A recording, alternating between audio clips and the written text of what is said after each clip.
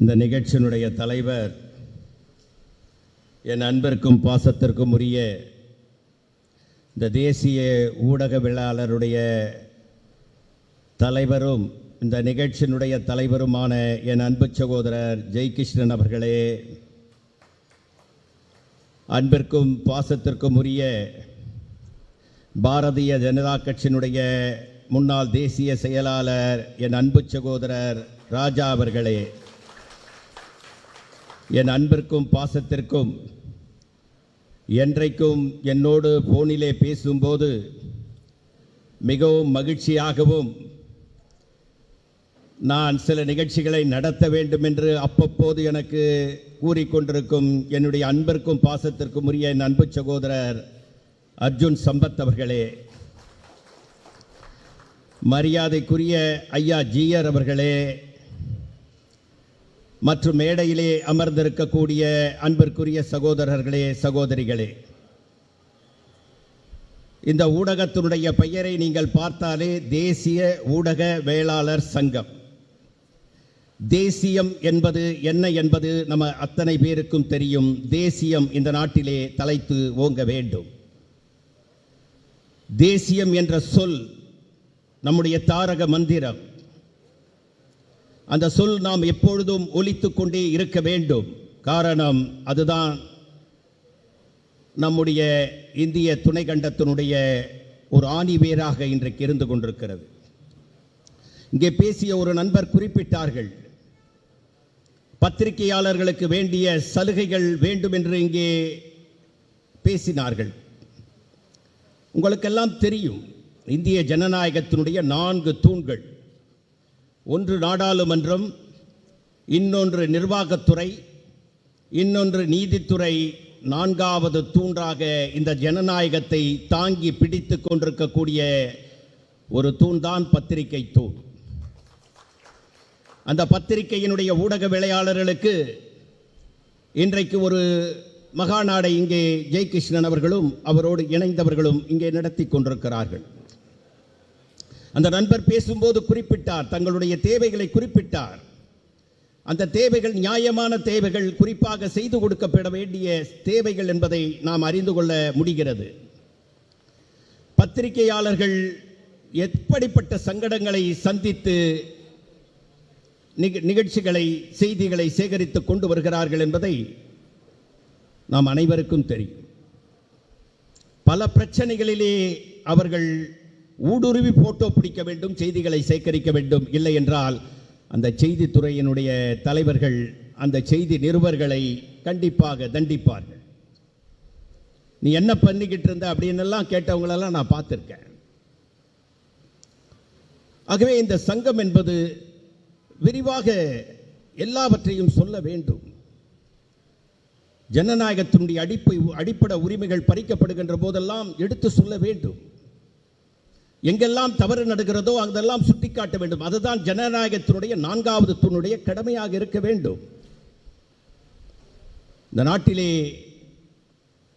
1947க்கு பிறகு சுதந்திரத்தை நாம் பெற்றோம். மிக எதுவுமே இல்லாமல் விட்டுட்டு சென்ற பிரிட்டிஷ்காரன் வெளியேறினான். ஆனால் இன்றைக்கு நம்முடைய வளர்ச்சி எப்படிப்பட்ட வளர்ச்சி, அபரீதமான வளர்ச்சி. இந்திய நாடு மற்ற நாடுகளோடு போட்டி போடுகின்ற அளவிலே மிகப்பெரிய வளர்ச்சியை கண்டிருக்கிறோம். இதையெல்லாம் ஊடகத்தின் மூலமாக தான் நாம் தெரிந்து கொள்கிறோம். எந்த மாநிலத்திலே எப்படிப்பட்ட வளர்ச்சிகள், எந்தெந்த மாநிலத்திலே மக்களுடைய வேலை வாய்ப்புகள் உருவாக்கப்படுகிறது என்பதெல்லாம் தேசிய ஊடகவியலாளர் சங்கம் இதை வெளிப்படுத்த வேண்டும். செய்திகளை சேகரித்து மக்களுக்கு தெரிவிக்க வேண்டும். இந்த ஜனநாயகத்தினுடைய 4வது தூண் தன்னுடைய கடமையை ஆற்றுவதற்காக இந்த சங்கத்தை துவங்கியிருக்கிறார்கள். ஜெய்கிருஷ்ணன் அவர்கள் குறிப்பிட்டார்கள், முதலிலே இதற்கு ஒரு மகாநாடை நடத்த போது நானும் மரியாதைக்குரிய அன்பு சகோதரர் ராஜா அவர்களும் இருவரும் கலந்து கொண்டோம். அந்த நிகழ்ச்சியிலே மரியாதைக்குரிய ராஜா அவர்கள் ராஜீவ்காந்தி படுகொலையை பற்றி மிக வேகமாக பேசினார்கள். அவர்களை விடுதலை செய்யக்கூடாது, இந்த நாட்டினுடைய பிரதமரை கொன்றவர்களை விடுதலை செய்யக்கூடாது என்று ஆணித்தரமாக அங்கே அந்த வாதத்தை எடுத்து வைத்தார்கள். நான் அந்த கூட்டத்திலே மிகவும் சந்தோஷப்பட்டு போனேன். இந்திய நாட்டினுடைய பிரதமரை கொன்றவர்களை விடுதலை செய்யக்கூடாது என்று இந்த நாட்டிலே இருக்கிற ஒவ்வொருவரும் முழங்க வேண்டும். விடுதலை செய்யக்கூடாது, விடுதலை செய்ய வேண்டும் என்று யாரும் சொல்லக்கூடாது, முழங்கக்கூடாது. அதுதான் தேசியம். தேசியம் என்றால் என்ன? இந்த நாட்டினுடைய பிரதமரை கொன்றவர்களை விடுதலை செய்ய வேண்டும் என்பது சொல்வது தேசியம் அல்ல.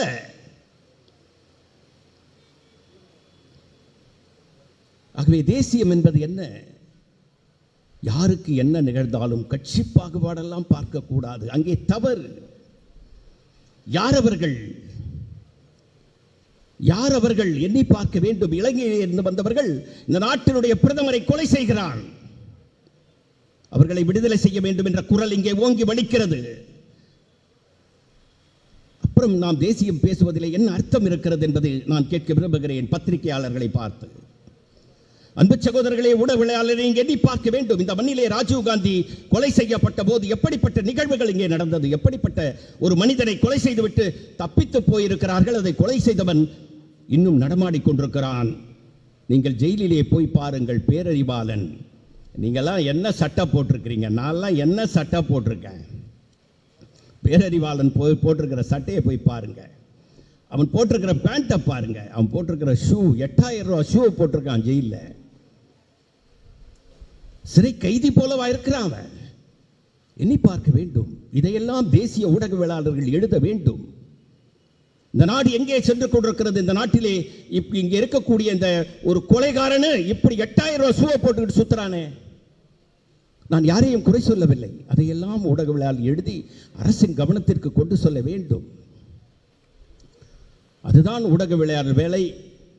உங்களுக்கெல்லாம் நிறைய செய்ய வேண்டும். பத்திரிகையாளர்களுடைய பணி மகத்தான பணி. அந்த பணியை நான் நன்றாகவே அறிவேன். உங்களுக்கெல்லாம் செய்ய வேண்டியது கடமை. கண்டிப்பாக செய்ய வேண்டும். அரசாங்கம் அதற்கு உறுதுணையாக உங்களுக்கு இருக்க வேண்டும். நீங்கள் எதையும் துணிந்து எழுத வேண்டும். உங்களுக்கு என்னுடைய நல்வாழ்த்துக்கள். நன்றி, வணக்கம், ஜெய் ஹிந்த்.